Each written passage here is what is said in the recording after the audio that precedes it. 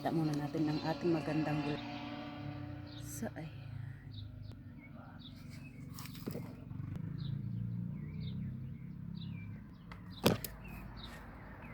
So, tayo ngayon ay sa labas guys, magliligpit tayo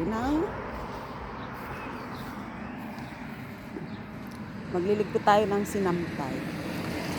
So, ngayon, pakita muna natin sa inyo ang ating mga tulips na napakaganda. Ayan guys. Once a year lang ito dumaraan. Tumutubo, kaya i-ano na natin. Sulitin na natin. Hindi pa ako nakakapagtanim ng kamatis kasi maaga pa. Maaga pang magtanim ng kamatis. Kailang sobrang nalulungkot lang talaga ako ngayong taon na to kasi sa totoo lang. So wala tayong ka-make up ngayon. Puro putla ng natin. Itsura. Pero sige lang. Importante is healthy ang ating pang. So ayan ang prutas na nagaano na din. Isa na din ito sa blossom na sinasabi. So tayo ngayon ay magliligpit ng ating mga sinampay. So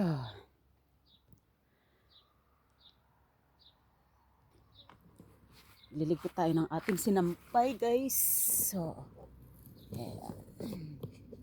Buti na lang at tayo biniyayaan ngayon ng magandang panahon. Nasa 18 degrees Celsius tayo guys. 18 degrees Celsius kaya sayaw muna tayo. Hawak mo ulit. Pag ganun lang tayo. Masaya lang talaga para, di ba sabi nga nila, para dumarating ang mas maraming kapag tayo ay masayahin kahit pagod, basta masaya lang. Sabi nga kahit gaano daw kapagod ang ating buhay, ang ating araw, kailangan tayo maging kasi lahat ng tao ay napapagod. Lahat ng tao is nagsisikap. Kaya napapagod bawat isa. So diskarte na lang yun guys kung paano natin pasahin ang ating sarili. May jowa man o wala. Basta importante is masaya tayo. Pilitin natin maging masaya.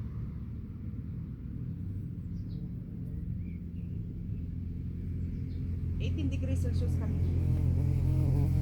Diba? Yung ang ganda ng panahon. So ganito yung ako pag sa labas. Kasi aayusin, hindi ko na ito plansahin. Ito na ganito na ito. Kasi sayang naman yung sayang yung plansa, hindi na kailangan plansahin. Basta ayusin lang pag sampay.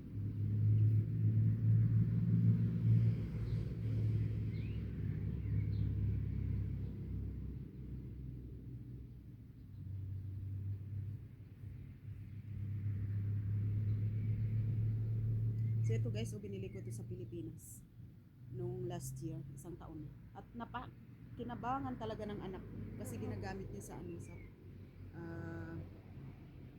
practical arts ba yung tawag sa atin. Nakamura na ako.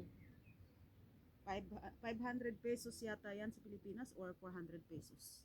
Tapos pag dito ko binili, doble. So kaya sobrang laking tulong talaga.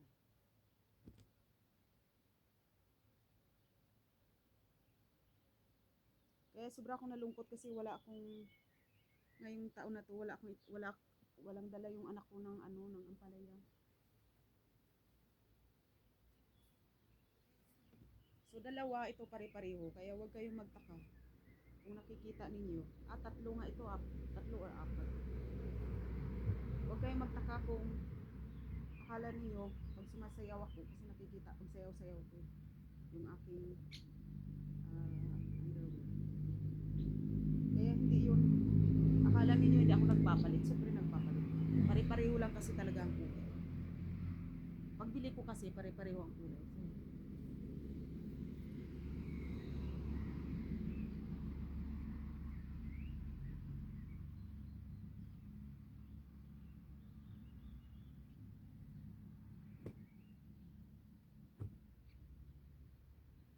ganda ng bulaklak ng kapitbahay.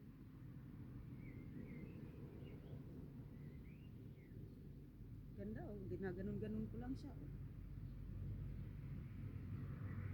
Kasi dito, palaging habol kasi yung oras natin sa abroad eh.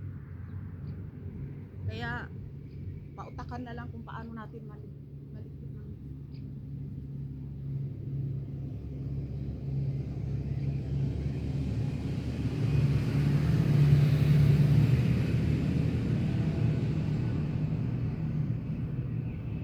tingnan nyo, oh, sinampayan, pero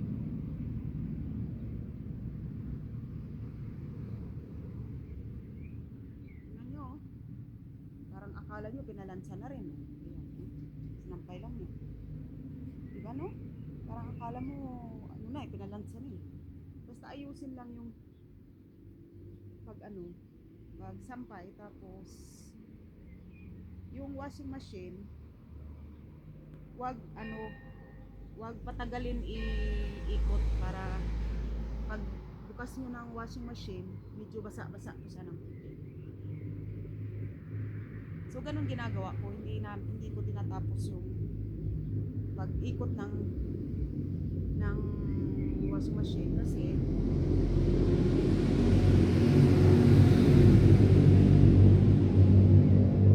sobrang lukot naman yung sinampay. So yung tama lang para hindi na natin kansin. Bukas busy na naman yung araw. Kahapon lang at saka ngayon medyo ano yung time, medyo maluwag. So kagaya nito, oh. So hindi na siya plansahin kasi maayos na. Kaya naglagay ako ng ganito bago to eh kasi tinanggal nung isa. Kasi nainis siya dahil pag dumadaan siya dito, matangkad kasi siya. So pag dumadaan siya is naisturbuhan, pero nagkabit pa rin ako ng bago kasi kailangan ko magsampay eh. Kasi pag winter dito, nagsasampay na nga kami doon sa loob ng bahay, tapos pagka ganitong time dapat sa labas na para naaraw. O sige guys, thank you so much sa inyong lahat, and palagi guys akong talagang nagpapasalamat sa inyo pag suporta niyo sa aking Facebook, TikTok at sa aking iba pang sa aking YT. So thank you so much guys, and wag po kayong magsawang ipanoorin ang aking mga short and long videos. Thank you so much. God bless everyone. Love you guys. Bye.